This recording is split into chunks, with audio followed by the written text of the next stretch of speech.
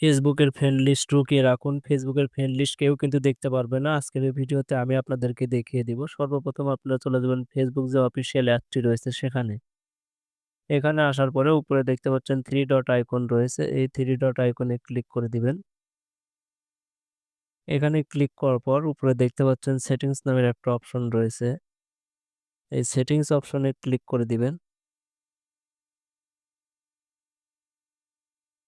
এখানে ক্লিক করার পর একটু স্ক্রল ডাউন করবেন এবং নিচের দিকে আসবেন। নিচের দিকে আসার পরে এখানে একটা অপশন দেখতে পাচ্ছেন how people find and contact you, এটাতে ক্লিক করবেন।